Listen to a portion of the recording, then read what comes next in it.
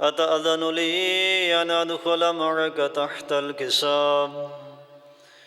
قال وعليك السلام يا ولدي ويا صاحب حوزي، قد أذنت لك. فدخل معه تحت الكسام، فما كانت إلا ساعة وإذا بولدي الحسين قد أقبل وقال السلام عليك يا أمه. فقلت وعليك السلام يا ولدي ويا قرة عيني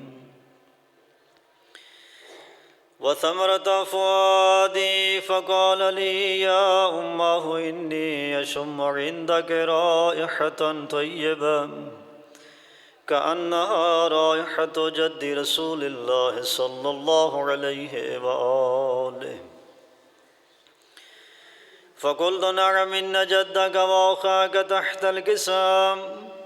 فدنا الحسين نحو الكساء وقال السلام عليك يا جدا، السلام عليك يا من اختاره الله.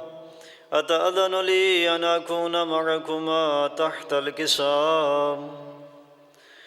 فقال وعليك السلام يا ولدي ويا شافع أمتي، قد أذنت لك. فدخل معهما تحت الكسام،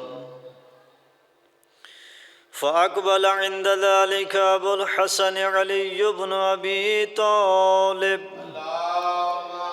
اللهم صل على محمد. وقال السلام عليك يا بنت رسول الله. فقلت عليك السلام يا أبا الحسن ويا أمير المؤمنين. فقال يا فاطمة إني أشم عندك رائحة طيبة كأنها رائحة أخي وابن عم رسول الله. فقلت نعم هو مع ولديك تحت الكسام. فأقبل علي نحو الكساء وقال السلام عليك يا رسول الله، أتأذن لي أن أكون معكم تحت الكساء؟ قال له وعليك السلام يا أخي ويا وسيي وخليفتي وصاحب لوائي، قد أذنت لك. فدخل علي تحت الكساء، ثم أتيت نحو الكساء وقلت السلام عليك يا أبتاه يا رسول الله، أتأذن لي أن أكون معكم تحت الكساء؟ قال وعليك السلام يا بنتي ويا بذرتي، قد أذنت لك. فدخلت تحت الكساء، فلما اكتملنا جميعا تحت الكساء أخذ بي رسول الله بطرفي الكساء وأومأ بيده اليمنى إلى السماء وقال اللهم إن هؤلاء أهل بيتي وخاصتي وحامتي، لحمهم لحمي ودمهم دمي، يؤلمني ما يؤلمهم ويحزنني ما يحزنهم. أنا حرب لمن حاربهم وسلم لمن سالمهم وعدو لمن عاداهم ومحب لمن أحبهم. إنهم مني وأنا منهم، فاجعل صلواتك وبركاتك ورحمتك وغفرانك ورضوانك علي وعليهم، وأذهب عنهم الرجس وطهرهم تطهيرا. اللهم صل على محمد. فقال الله عز وجل يا ملائكتي ويا سكان السماوات إني ما خلقت سماء مبنية ولا أرضا مدحية ولا قمرا منيرا ولا شمسا مضيا ولا فلكا يدور ولا بحر يجري ولا فلك يسري إلا في محبة هؤلاء الخمسة الذين هم تحت الكسام. فقال الأمين جبرائيل: يا رب ومن تحت الكسام؟ فقال عز وجل: هم أهل بيت النبوة ومعدن الرسالة، هم فاطمة وأبوها وبعلها وبنوها.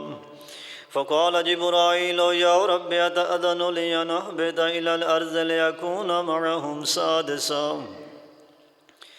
فقال الله: نعم قد أذنت لك. فهبط الأمين جبرائيل وقال: السلام عليك يا رسول الله. العلي الأعلى يقرئك السلام ويخصك بالتحية والإكرام ويقول لك: وعزتي وجلالي إني ما خلقت سماء مبنية ولا أرضا مدحية ولا قمر منيرا ولا شمس مضية ولا فلك يدور ولا بحر يجري ولا فلك يسري إلا لأجلكم ومحبتكم، وقد أذن لي أن أدخل معكم، فهل تأذن لي يا رسول الله؟ فقال رسول الله: وعليك السلام يا أمين وحي الله، إنه نعم قد أذنت لك. فدخل جبرائيل معنا تحت الكسام فقال لأبي: إن الله قد أوحى إليكم يقول: إنما يريد الله ليذهب عنكم الرجس أهل البيت ويطهركم تطهيرا. اللهم صل على محمد. فقال علي لأبي: يا رسول الله، أخبرني ما لجلوسنا هذا تحت الكساء من الفضل عند الله. فقال النبي: والذي بعثني بالحق نبيا واصطفاني بالرسالة نجيا، ما ذكر خبرنا هذا في محفل من محافل أهل الأرض وفيه جمع من شيعتنا ومحبينا إلا نزلت عليهم الرحمة وحفت بهم الملائكة واستغفرت لهم إلى أن يتفرقوا. فقال علي: إذا والله فزنا وفاز شيعتنا ورب الكعبة. فقال النبي ثانيا: يا علي، والذي بعثني بالحق نبيا واصطفاني بالرسالة نجيا، ما ذكر خبرنا هذا في محفل من محافل أهل الأرض وفيه جمع من شيعتنا ومحبينا، ففيه مهموم إلا وفرج الله همه، ولا مغموم إلا وكشف الله غمه، ولا طالب حاجة إلا وقضى الله حاجته. فقال علي: إذا والله فزنا وسعدنا وكذلك شيعتنا فازوا وسعدوا في الدنيا والآخرة ورب الكعبة.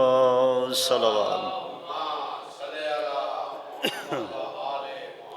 اللهم صل على محمد وآل محمد اما يجيب المضطر اذا دعاه ويكشف السوء. پروردگارا، اس مجلس عزا کا اہتمام اپنی پاک بارگاہ میں قبول فرما۔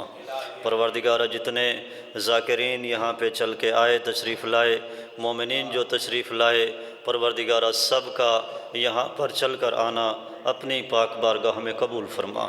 پروردگارا، یہ عبادت عظیم عبادت شمار فرما۔ پروردگارہ، اس عبادت کے برکت سے مومنین کے دلوں کو ان اہل بیت کے نور سے روشن و منور فرما۔ پروردگارہ، اس ذکر کے برکت سے بانیان مجالس کے رزق میں برکتیں عطا فرما، ان کے گھروں میں برکتیں عطا فرما۔